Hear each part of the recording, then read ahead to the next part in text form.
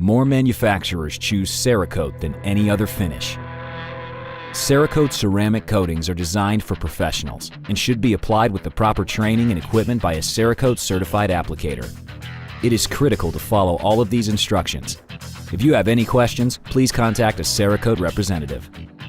Which Cerakote series is the best choice for your application? Choosing the right Cerakote series is an important first step in the coating process.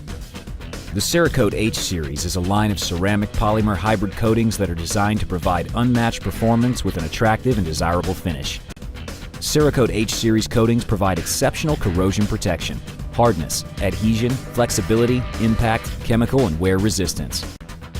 Recommended applications include, but are not limited to, firearms, knives, tools, eyewear, consumer electronics, wearables, sporting and athletic equipment, fresh and saltwater applications, and any other application requiring a tough and durable performance coating.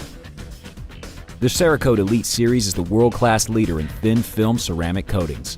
We've taken the industry-leading performance of the Cerakote H series to the next level and improved hardness, abrasion resistance, and lubricity, all in a thinner application.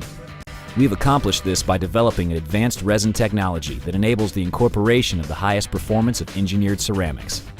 The Cerakote Elite series is available in 6 modern earth tone colors that can be mixed or patterned to create custom yet high-performance finishes. Phase 1. Disassembly. Completely disassemble and detail strip your project. If it's a firearm and you are unfamiliar with this level of disassembly, have a certified gunsmith perform the disassembly and reassembly. For firearm applications, do not coat springs, sears, firing pins, bolt faces, gas rings, or feed ramps. Remember to plug the bore to prevent overspray inside the bore. Take a photograph of all the parts of the firearm. Make note of the substrate type of each piece. For example, steel, aluminum, plastic, composite, or polymer. Phase 2. Degrease. Soak each metal part for 20 to 30 minutes in a degreaser such as Brake Clean, Simple Green, or acetone. Just spraying or wiping your parts with an aerosol degreaser is not sufficient. Soaking is required. Place the screws, pins, and other small parts in a smaller container so they are not lost during the soaking process. Using a small tank with a wire basket makes degreasing quick and easy.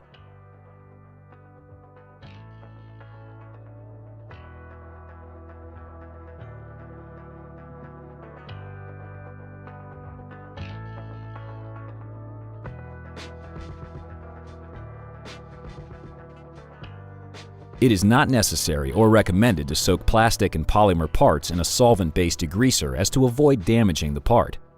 Thoroughly wiping plastic and polymer parts with a compatible degreaser, such as wax and grease remover, is sufficient. Allow the parts to air dry after soaking. Once the parts have been degreased, it is critical that you avoid touching them with your bare hands. Wear powder-free latex or nitrite gloves when handling the parts. Phase 3. Sandblasting. Begin by plugging or masking any surface you don't want sandblasted. For firearms, begin by plugging the bore at both the chamber and the muzzle end of the barrel prior to blasting.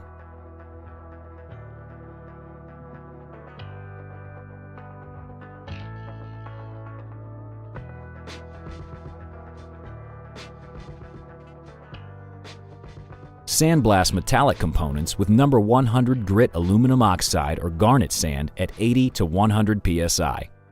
Lightly blast 30 to 40 psi non-metal parts such as wood, fiberglass, plastic, or polymer. For anodized parts, set the blasting pressure to 30 to 40 psi. Strive for an even blast pattern over the surface of the part. These parts require blasting. However, it is not necessary to completely remove the anodized finish.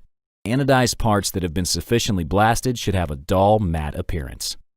Surface preparation tips.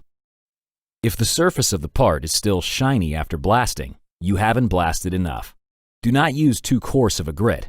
The microscopic valleys on the surface will be too deep for the coating to completely fill, while also leaving the corresponding peaks insufficiently covered. Do not use any type of round blasting media, such as glass beads or steel shot. Round media will dimple the surface rather than etching it, and will not yield a sufficient blast profile for optimum coating adhesion. Do not hand sand parts, as this will not yield a sufficient profile for optimal coating adhesion. Do not use dirty or worn-out blasting media. Doing so will contaminate your parts. Phase 4. Racking and masking. Hang or otherwise fixture the parts so that you can access all of the surfaces of each part with your HVLP spray gun. A variety of metal hooks in multiple sizes are ideal for racking larger parts, while thin wire or alligator clips are ideal for fixturing screws, pins, and other small parts.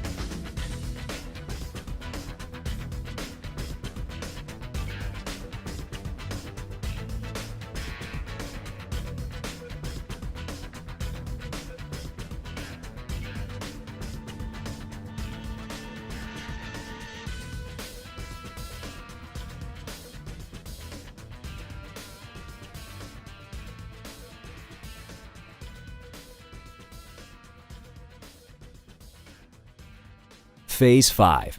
Gas out. After the parts are racked, heat the metal parts in an oven at 300 degrees Fahrenheit for 60 minutes. Plastic, polymer, wood, and composites should be gassed out at 150 to 180 degrees Fahrenheit. If you are unsure as to the temperature stability of your parts, contact the manufacturer prior to gassing out and curing non-metallic parts. Gassing out will evaporate any remaining moisture and solvents and bring any remaining oils to the surface. Remove the parts from the oven and allow them to cool. If no visible oil has been brought to the surface, proceed to Phase 6.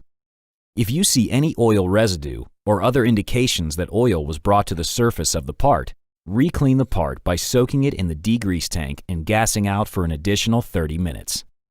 This step will need to be repeated until no oil residue is visible after gas out. Now that the part is oil-free, reblast the part and continue on to Phase 6. Any contamination from this point onward may result in coating failure. Phase 6.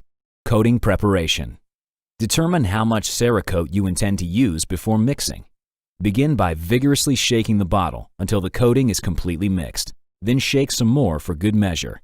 This should take 5 to 10 minutes. We strongly recommend a paint shaker for quarts and gallons. Usage and mixing ratio charts are available in the Cerakote training manual at Cerakote.com. An 18:1 coating to catalyst by volume mix ratio is recommended for most H series, but take note, Cerakote Elite series requires an 18:1 coating to catalyst by volume mix ratio. However, for H series, other ratios may be used to achieve lower or higher gloss levels. The usage and ratio charts in the training manual will help you determine the correct amounts for your desired finish. Some H series coatings require a specific catalyst and mix ratio. Please refer to the product-specific technical data sheets at Cerakote.com prior to coating preparation. Again, it is important to note that the Cerakote Elite series requires an 18:1 coating to catalyst by volume mix ratio. Do not deviate from this. Pour the desired quantity of Cerakote into a glass graduated cylinder or other glass measuring container. Do not mix Cerakote and catalyst in plastic containers, as this will compromise the integrity of the coating. Add the catalyst and thoroughly mix for a minimum of 60 seconds.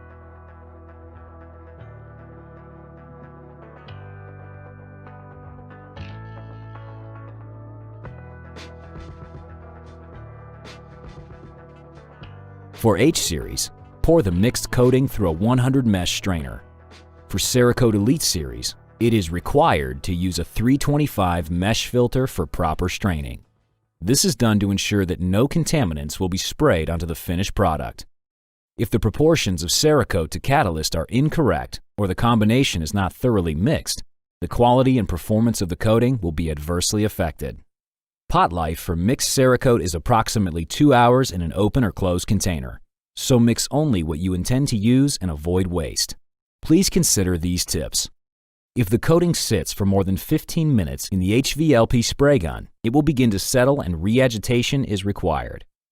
Clean all containers and equipment with acetone. A squeeze bottle and bottle brush are helpful tools for cleaning. Final checklist before spraying. Check plugs and masking. Ensure all parts are racked securely. Wear a respirator, protective gloves, and safety glasses. Spray in a well-ventilated, well-lit spray booth. SDSs and additional safety and handling information are available at Cerakote.com. Phase 7. Spraying. Pour the mixed Cerakote into an HVLP gun with a metal cup and 0.8 mm tip. Avoid using spray guns with plastic cups, as this will compromise the integrity of the coating. Set the air pressure at 20 to 25 psi for H Series and 25 to 30 for Elite Series. Practice. Start spraying on a piece of paper to adjust the spray pattern and to practice your spraying technique. Spray with the gun 3 to 5 inches away from the paper and adjust the spray pattern to between 2 and 3 inches wide. Visit Cerakote.com for spray gun adjustment information. The most common application mistake is dry spray. Dry spray has a rough sandpaper-like appearance and is typically caused by spraying too far away from the part, too wide of a spray pattern, not enough material coming out of the gun, or too much air pressure. If you experience dry spray, ensure you are no further than 3 to 5 inches away from the part. Reduce your spray pattern to between 2 and 3 inches wide. Check that your air pressure is no higher than 20 to 25 psi. And finally, adjust your fluid control to ensure you have adequate coating material being applied to wet out the part in one pass. Blow off parts with dry compressed air to make sure that there is no trapped blasting media in any holes or pockets. Sand left behind will cause surface defects. Start spraying in the most difficult area of each part and finish in the easier areas. This should help avoid runs and thin spots. When spraying, strive for even coverage. You are seeking a 0.5 to 1/1000 inch coating thickness.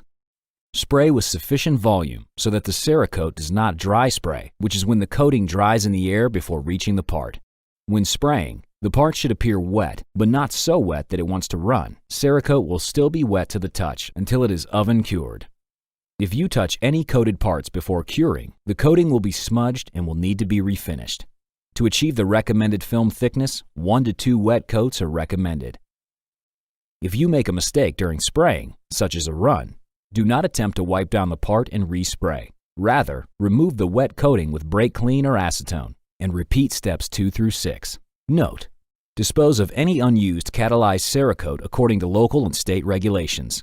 Do not return any unused catalyzed Cerakote to the bottle. Pouring catalyzed Cerakote back into the original bottle will render the remaining coating useless. Phase 8. Curing. Carefully move all parts into the oven. For Cerakote Elite Series, all parts must be cured at 300 degrees Fahrenheit for 1 hour. For H Series, cure metal parts at 250 degrees Fahrenheit for 2 hours. Cure all heat-sensitive parts, such as plastic, polymer, wood, and composite, at 150 to 180 degrees Fahrenheit for 2 hours. Please refer to the individual product technical data sheets available at Cerakote.com for product-specific cure temperatures. When applying Cerakote over Cerakote, such as when applying stencils, flash cure at 150 to 180 degrees Fahrenheit for 5 to 15 minutes. Allow parts to cool to room temperature before applying additional colors. When flashing parts for camouflage or stencils, all parts must be fully cured within 24 hours from the initial flash. After curing is completed, remove the parts from the oven and allow them to cool. Once the parts are cool enough to handle, they can be reassembled. Caution: if you are unsure about the temperature stability of your parts, contact the manufacturer prior to oven curing.